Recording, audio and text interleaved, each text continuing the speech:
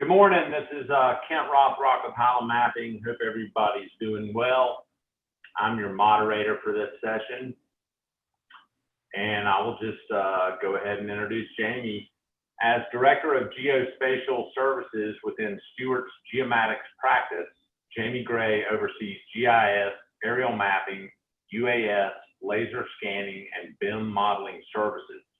He currently has over 15 years of progressive survey experience and is currently licensed as a PLS in North Carolina, South Carolina, and Tennessee. He is also certified as a GISP and licensed as a remote pilot through the FAA. The name of this presentation is Key Considerations when Requesting UAS Mapping Services. Jamie? Thanks, Kent. Good morning, everybody. Again, I'm Jamie Gray with Stewart Engineering, and I was thinking about putting together, a presentation kind of geared towards whether it be, engineers or GIS professionals or other people who are, kind of interested in or looking at, hiring a consultant to perform UAS mapping services for them, and kind of want to narrow the scope of what I mean by UAS mapping. This presentation is really geared towards, higher accuracy survey and mapping type things for existing conditions or topography, what have you. So that's really kind of, the focus of the presentation. It's not going to be a photogrammetry course by any means, but I will kind of introduce some, at least some basic technical concepts, things to consider when it comes to particularly if a certain accuracy requirement needs to be met, and how we go about, achieving that, and also, doing the accuracy testing just to validate our results at the end. So it's broken down into just really four main categories. We're going to talk about cameras a little bit, talk about the availability of airborne GPS systems that are available for some UAS. And we're going to spend, go into some fair amount of detail, I guess, on the ESPRS standards, which is an important part of especially the pre-planning, the accuracy achievement, the accuracy testing. All that is really well defined and is derived from the ESPRS standards is typically the industry standard for that consideration. And also, finally, we're going to talk about a little bit about point cloud classification. Point clouds are definitely a popular, it could be LiDAR or photo-derived point cloud data. It's a popular deliverable that comes out of, most all commercial UAS post-processing software. The issue is, they're heavy data sets, a lot of kind of data to weed through. So, we could produce these point clouds and, give it to an end user, but the ability to, classify that point cloud to really extract data that's more lightweight and useful for, particularly ground surface extraction. So we're going to talk about a little bit about that because that's something important to consider too. So first off, just a little bit of background about cameras. Most, I would say, DJI is by far and wide the most popular and widely used UAS. We use one within Stewart, and so many other consultants use that brand. And but they are mass produced cameras. They're that come with them. They're engineered and manufactured to be inexpensive in the general sense. You know, when these cameras are designed and manufactured, you know, the manufacturing process itself, you know, if it's you know, since it is mass produced, it's not a totally specialized uh, process. There's going to be some deficiencies in the manufacturing process, particularly with the lens of the cameras, the alignment of the sensor um, in it, and you know, we can overcome a lot of these deficiencies by you know, developing as good of a camera calibration profile as you can get for these cameras to help compensate for some of those things that get lost in the manufacturing process. And you know, that's the reason why, you know, most manned aerial large format cameras are, you know, exponentially more expensive than some you know, a commercial off the shelf DJI camera. So but one thing that, you know, that I would recommend you know, is getting a you know, a high quality camera calibration profile. Typically this is done in a lab. There's a picture I found online of a lab type setup for a commercial camera. There's a lot of different, you know, checkerboard patterns. This pattern right here looks like something you might see in a doctor's office or something. But it uses it, you know, in a controlled lab environment to really get the best calibration profile you can for the camera. And you know, just a few things that that get taken care of with the or at least compensated for with the camera calibration. There's two you know, particular types of distortion that it occurs within all lenses, but you know, it's definitely more so with these commercial off-the-shelf cameras. Up at the top, that's kind of a couple of scenarios of a what's called radial lens distortion. So that's something that goes into the calibration profile that gets modeled and can get compensated for.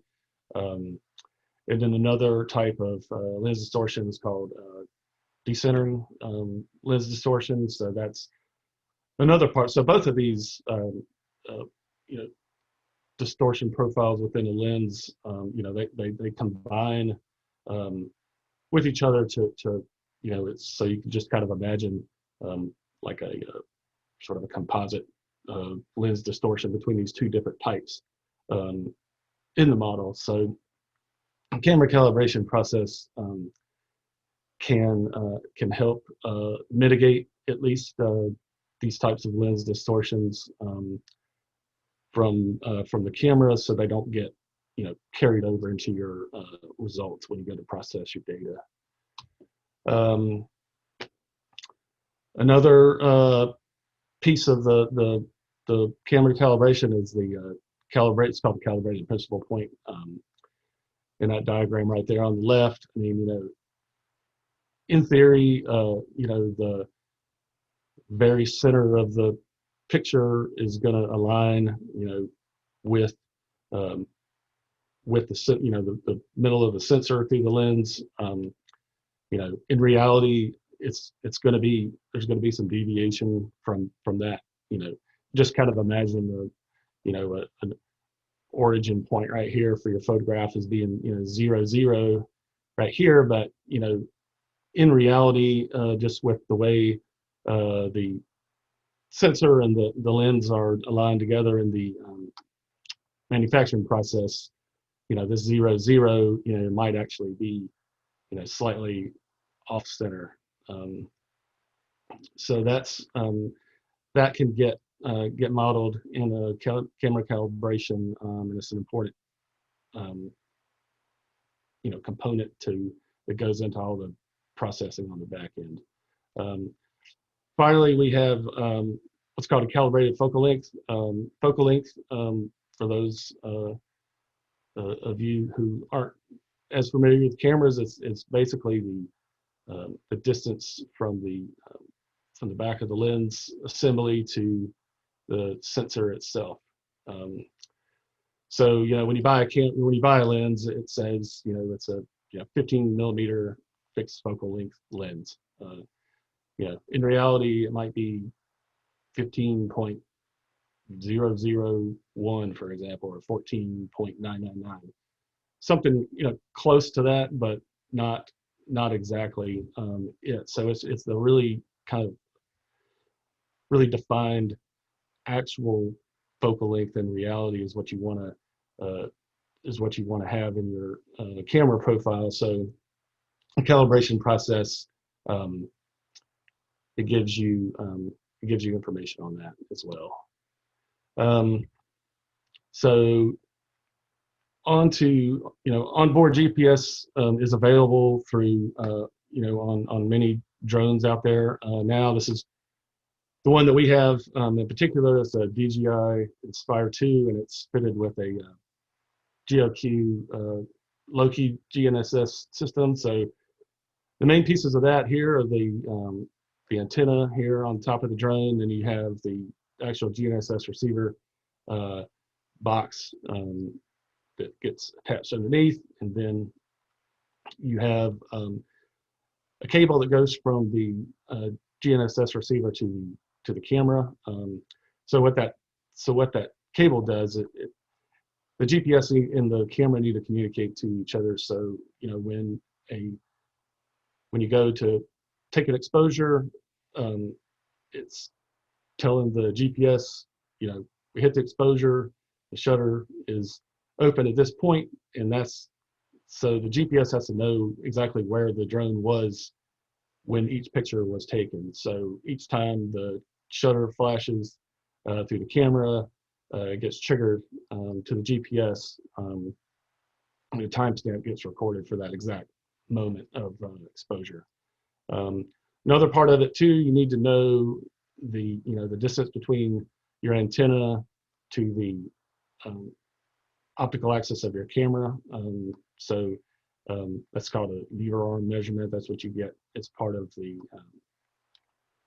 solution when they give it to you. So that's another part you need to know. So kind of between the timing of the exposures and the distance between the antenna and the camera, you can get really what's called direct georeferencing. This is sort of at least you get the X, Y, and Z coordinates for each photograph comes from the GPS and the exposure time. So once that gets post-processed, you've got the X, Y, Z coordinates for each photograph that gets taken gets solved within a few centimeters after you post-process the GPS. And kind of a part of direct georeferencing, in theory, you don't need any ground control if you have direct georeferencing, but in practice we always do ground control, but you might not have to do as much. You can have a little bit better results flying over unified terrain or water bodies or something like that, to where it's hard for the software to figure out the position of the camera and everything just using the photos. But if you have GPS X, Y, and Z positions on each exposure, it really kind of adds a lot more redundancy to the solution, because I like to think about it as for each picture that gets taken, if you're using direct georeferencing, each photograph can be its own control point, because the XYZ coordinates of this principal point for each photograph. So it can help, definitely helps with the redundancy, the repeatability, helps you avoid situations where if you physically can't get to a location to put a control point in, at least you have more of this survey control tied into the photographs. Um, then spend a few minutes talking about the ESPRS standard. It's an acronym, for those who are not familiar, for the American Society for Photogrammetry and Remote Sensing. It's been around a long time, founded in 1934, and it's really been, it's published industry standards for years and years and years that have been accepted and adopted pretty much universally within the photogrammetry community in particular. And this is the latest standard right here on the left. And there's more to it than what I'm going to cover today, but I wanted to talk about some of the guidance in this documentation for ground control accuracy, aerial triangulation accuracy, and then the required number and distribution of validation points based off of the project size. So ground control, like I said, even if you're using direct georeferencing, we always have control points on the ground, targets to supplement and validate that the airborne GPS, but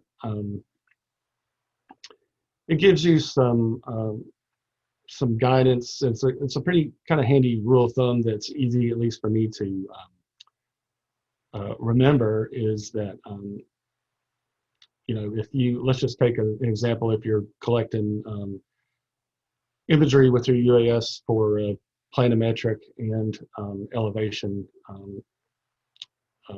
surveyor mapping product. So according to the ESPRS standards, the horizontal accuracy or ground control point seems to be 4 times as accurate as the specification that you're trying to meet. And that's the same with the vertical accuracy. So you kind of want to be wary of if you're talking to a consultant or a provider who says, okay, we can give you 1 centimeter accuracy on on your mapping project or whatever it might be. That's going to be pretty hard to. I mean, you would have to do some pretty serious elevation surveying, because you would have to, with that 4 times the accuracy you're saying you're going to achieve a centimeter. Well, that means that you got to survey your ground control to 2.5 millimeters or better to meet that threshold according to the ESPRS standard. So definitely something to keep in mind when you're talking with people or listening to advertised levels of accuracy. Let's make sure they're familiar with and they understand and they're following this ESPRS guidance. Same thing with your aero triangulation results. This is something that you get after you post-process the data. You get a report from your software, and kind of gives you a bottom line aero triangulation accuracy, and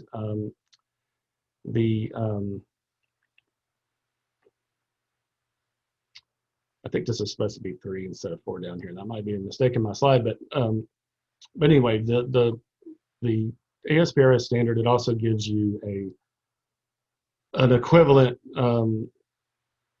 scalar for your aero triangulation accuracy.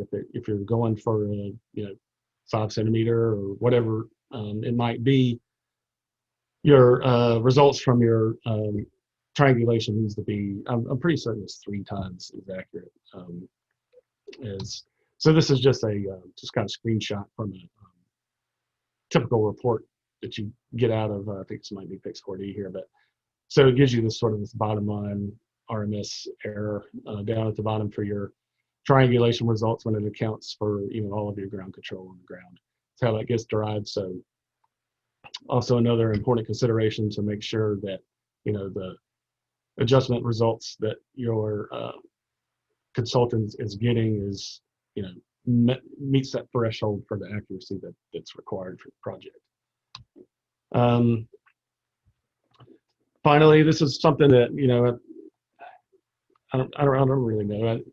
I feel like maybe it gets overlooked sometimes because some people say that it's kind of excessive to have 20 validation points on a small site, but you really need that many, no matter how big or small it is, really to perform an accuracy test that's meaningful at all.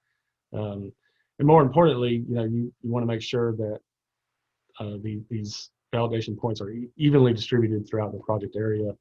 And then your checkpoints need to be surveyed to an accuracy that's 3 times as accurate, according to the ESPRS standard, as the accuracy that you're going for. So, so this is just a screenshot of a recent job we did. The blue nodes you see there, those are actual control points, and then these magenta ones throughout, that's our 20 evenly distributed validation points throughout the site that we use to derive our accuracy level that we did on this particular one. So, and that's when somebody asks how accurate can you get, or how accurate was your survey? I mean, the only real way to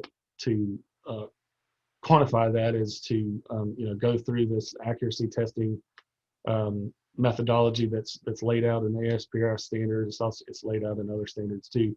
It's a root mean squared statistical analysis on the difference between the elevation that you derive from your point cloud or DEM from the drone versus what you surveyed on the ground. Summarizes it all here, and then there's a multiplier that you can get it up to 95% confidence level. Down here, what you want to see is fairly normal error distribution, and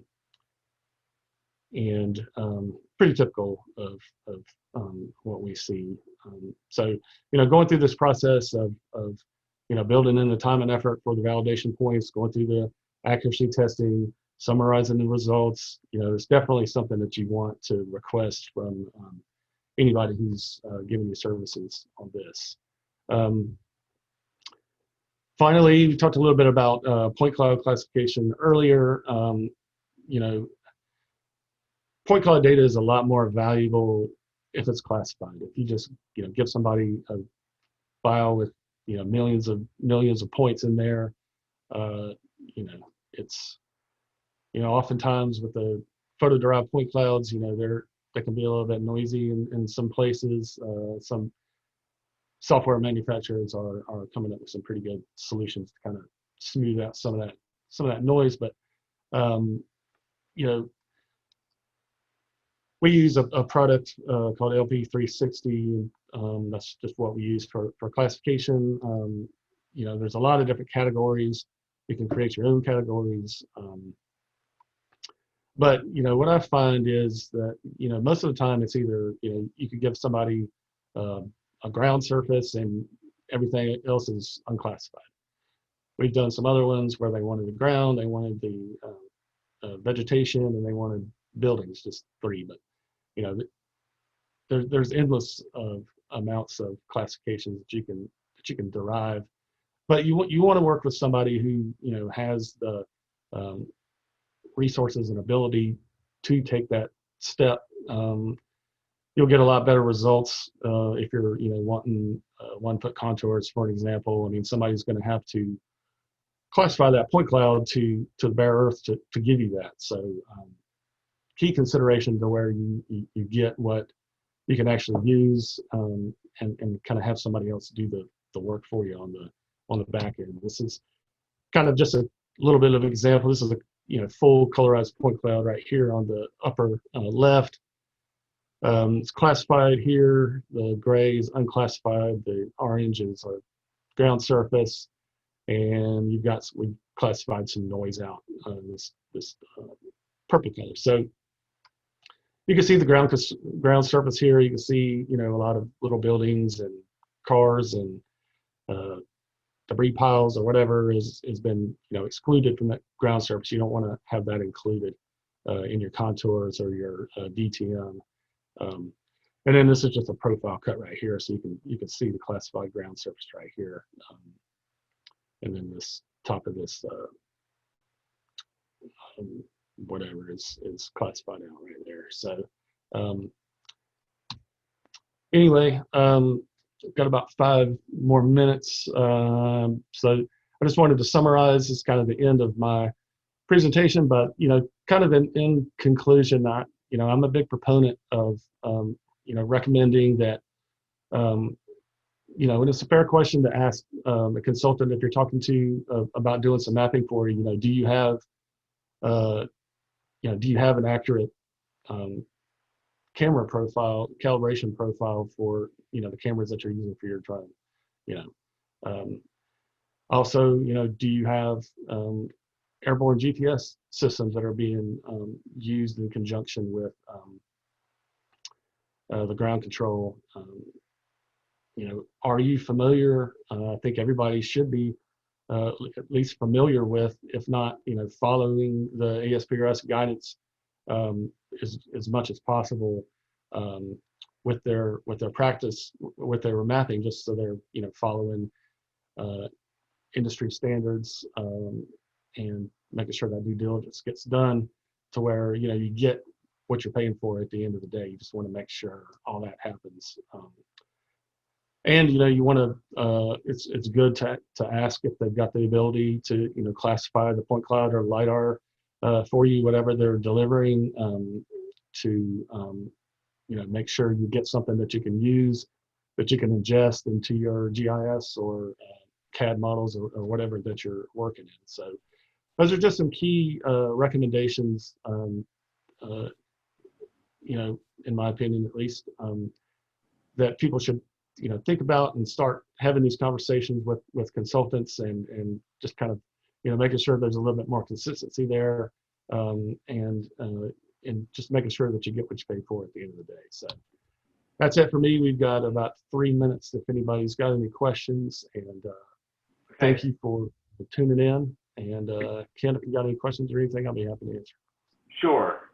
We do have 2 questions, Jamie. Number 1, is it possible to perform an accurate UAS survey without airborne GPS, but instead simply using ground control points? Yes. Yep. We can, there's definitely the ability to do that. What I see as an advantage of using an airborne GPS is that I think that it helps the repeatability factor a little bit more. I like the fact that it's got a lot more positional accuracy, redundancy that goes into the UAS project. But if you're just using ground control, that's not to say that you can't get accurate results. Okay, and also, can you talk about ground control points versus validation points and how you choose locations for validation points? Sure. So I'll go back to my little screenshot here. So if at all possible, I like to do 9 ground control points. As you can see, I like to set them up, 3 along this perimeter, 3 in the middle, and 3 on that perimeter. So that gives a good, if you have everything tied down, particularly around the perimeter and in the middle as well, it's a good way to make sure that that you're locked in on that. So that's a methodology that is my personal preference. But and then validation points, that you can see these were scattered throughout the project side. We had a little bit of limitations on where we put these because you can't see it in the ortho image, but there's a it's a pretty steep slope right here going to this wood line. Same here. So I don't recommend putting validation points on break lines or anything like that, because you can get some false results if they get interpolated off of the surface that are particularly at a hard break line. But I like to have flat areas, or if you have to deal with the slope, if it's an evenly sloping area, that's okay. but I like to have them, you know, kind of in a flat, open spot as much as possible, is what my recommendation is for validation points. But you definitely want to have them spread throughout the site. You don't want to have all 20 of your checkpoints just right here in this area. It's like, you know, well, what about all this stuff over here? I mean, you know, you're only just checking this, so it's not really a meaningful um, accuracy test if you just have them all lumped in one place. That's why you want to have them spread throughout as much as possible. Okay. Well, look, we really appreciate it. That was a really informative presentation, Jamie. Thanks a lot. Getting some great comments in the chat. Thanks, everyone. Hope you have a great rest of your day and Labor Day weekend. And thanks again, Jamie. All right. Thanks, Ken. Thanks, everybody.